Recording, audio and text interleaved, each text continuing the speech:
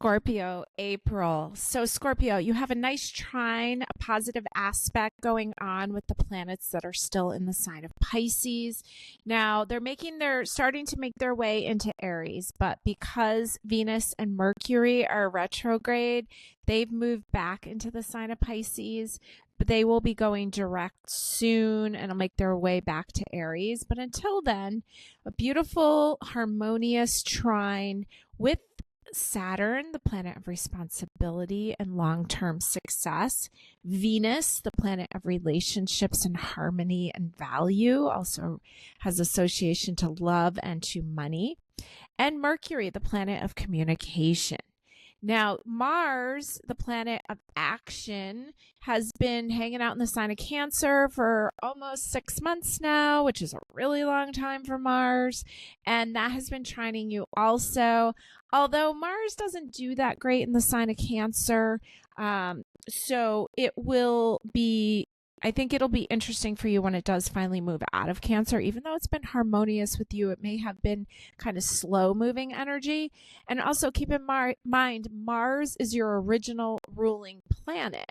So you may be feeling it more. So Mars will move into Leo on the 18th of the month. Now you have a square with Pluto, and that's just something you're going to have to deal with for a while. Pluto is your second ruling planet. Once Pluto was discovered, it was assigned to the sign of Scorpio. So you have a square going on with your ruling planet in the fixed sign of Aquarius. You are a fixed sign Scorpio, and you make a 90-degree angle. Now you also have a square with Uranus, the oh wow, anything can happen planet, in the fixed sign of Taurus, and that's actually wrong. That's an opposition, because Taurus is the second house and Scorpio, you're the 8th house, so you guys have an opposition. So there's a lot of things that could come in out of the blue that you may have to deal with. So the moon will be in the sign of Scorpio on the 13th, Sunday at 9:54 a.m. It moves in, it stays there the 14th and the 15th, and until 10:37 p.m. on the 15th.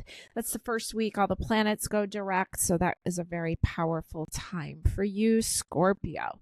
Okay, so let's see here. I picked a few cards in advance. Haven't looked at them yet, but these are going to be your theme cards here, okay? So your first card that shows up is the Hija of Water, Chamomile, otherwise known as the Knight of Water, Knight of Cups. And chamomile's so calming, and it's being served up for you. Very beautiful. Now, let's see. Second card here from the Animal Totem Tarot. Oh, this card came up for Libra also. You have the 5 of Swords here, and this is 5 is a change, and Swords is the mind, and I don't know what that animal is, but he looks like he's a mix of a bunch of different animals. So there's some kind of change of thought here. The 3 of Swords in the background kind of indicates old pain. The 2 of Swords indicates the need to kind of go within and hear your own voice. So the tea is being served up for you so that you can take a little inward journey with your thoughts, which I think you're really good at, Scorpio. The 10 of Wands shows up here, and she is kind of carrying a baby and all these wands and bags, and it looks like there's paperwork in there. So she's got a lot going on. So you may have to make some decisions about what's going to be put down. Now, you got a Beltane. This is from the Beltane Oracle, because we know that Beltane will be on the 1st of May, and we've included that into this month's reading. Beltane being the celebration of the goddess and the god, or the green man and the, I forget what they call her, goddess probably. But it's basically rites of fertility, rites of spring. And so here you go. You got the hand fasting card, number 17. And it says, the pulse pulse through all that I am. No hidden form is left untouched. I am willing, I am risking, for I yearn for unity spilled lustrously upon my lips. Hand fasting, okay? So some kind of commitment being made here. So maybe you're committing to yourself to put down some burden, put down some old thoughts, take some time alone, rest and relax. Okay. I'm going to push these cards towards the back, and then I'm going to put a card on each zodiac house. We're going to use this beautiful wheel. And as you can see, the wheel has all the themes, pretty much all the themes that could come up in your life. So let's see what the cards have to say for you, Scorpio. Okay, Scorpio, we're starting off with the first house. This is Aries' house. This is the house of I am. This is the house of your public image, okay? And we're starting off with the Ace of Cups. So an ace, very lucky. Cups is water. You're a water sign. Looks like the bird is dropping a pentacle into your cup.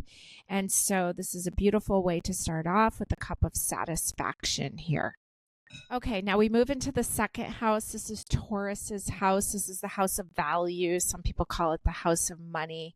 You have the Seven of Earth here, the oak. And so this is Seven of Pentacles, traditionally kind of waiting.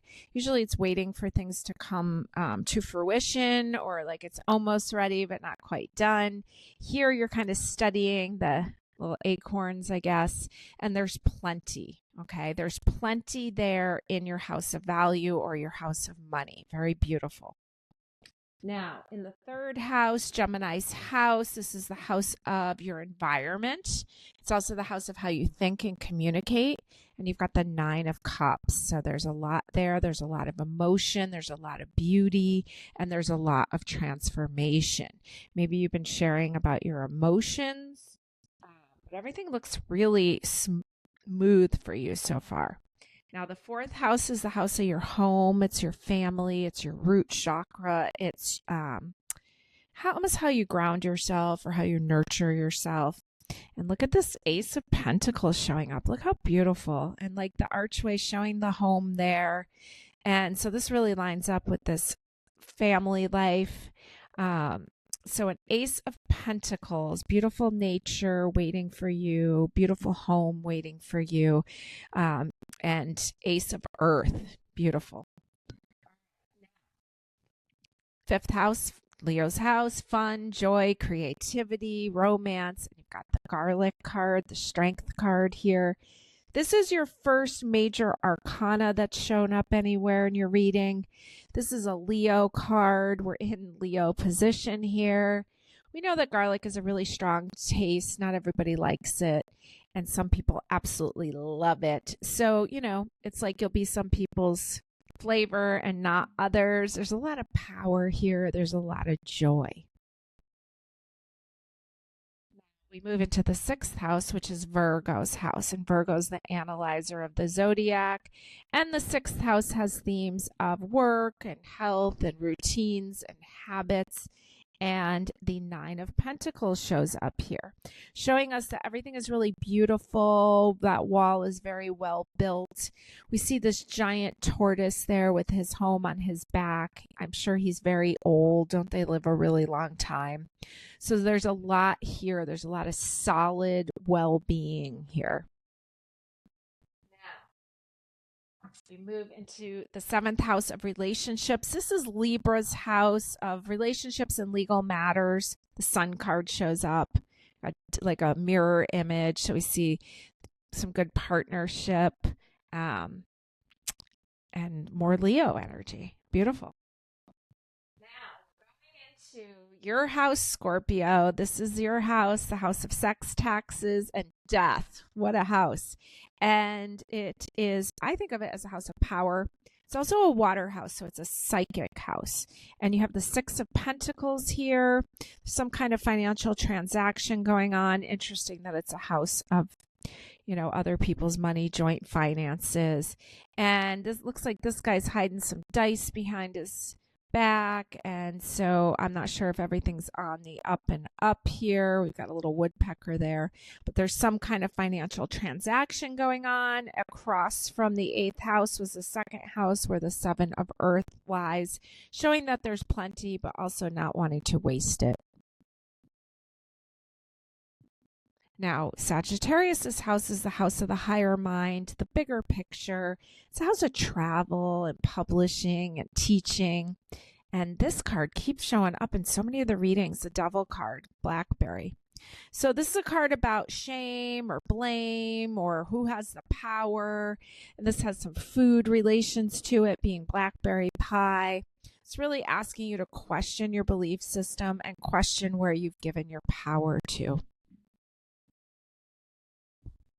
Now, let's see. That was your third major arcana that's shown up. So I think of the majors as where there's like more pointers, like there's more like, look here, right? There's stuff going on there. And so you have it in the 5th house, the 7th house, and the 9th house. So 5th, Leo's house of joy and fun, 7th house of relationship, 9th house of the bigger picture.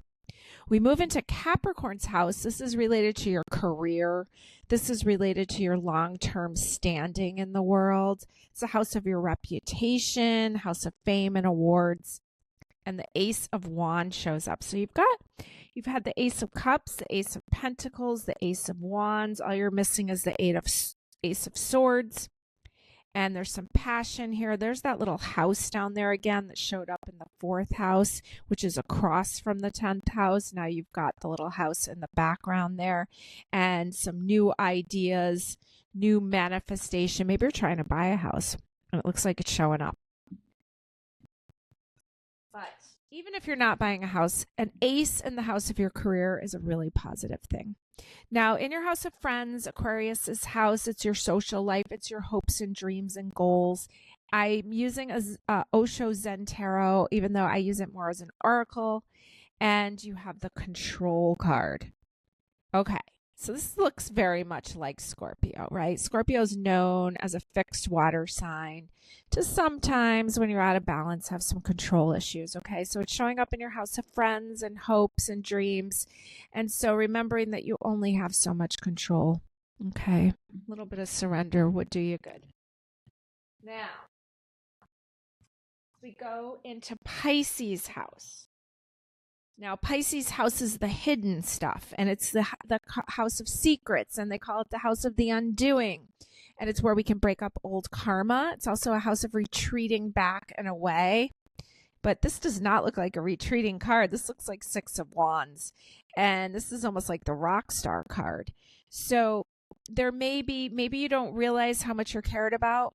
Maybe you don't see it all, or maybe you've been gone for a while and you're being appreciated that you have returned, okay? So all in all, your cards are like extremely positive. I think you've had the best reading out of all the piles so far. The only card that can come up that may be a little bit negative is that control card in the 11th house. So you want to look at making sure, you're not trying to control your friends too much, or that you think you're in control. That can block your hopes and your dreams, because sometimes you need some divine help to achieve it, okay? But all in all, really beautiful reading. Let's put a card in the middle about how you're going to feel this month, okay? I'm going to use it from the Herb Crafters, and let's see what we got here. And I got the ace. Oh, you got another ace. Oh, Ace of Cups again. Okay, so this is your second Ace of Cups. The first one was in the 1st house, Aries house of I am. And it looks like you are going to be feeling very emotional, but very emotionally satisfied. This is the plantain plant. And when I was reading the book about the plantain plant in the past, it talks about how it grows near the water and it's easily missed. Okay, so I was kind of getting like you've been missed, because that 6 of Wands, like you're coming back into town or showing back up after retreating away, and it's like, no, you've been missed, okay? And Ace of Water, cup of satisfaction, really beautiful, really calm, lovely month, Scorpio, really. All right, let's roll some dice for you.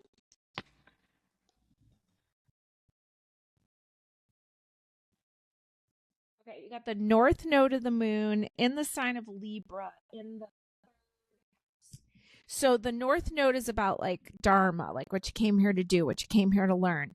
In the sign of Libra, relationship number. And in the relationship house over here, you had that double like mirror image of someone. Okay, so we've got some relationship themes here.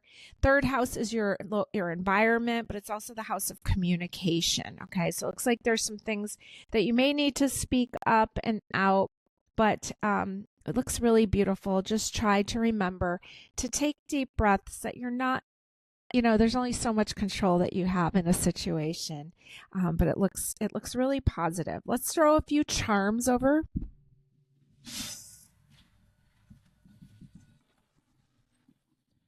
Okay, let's see what we got here.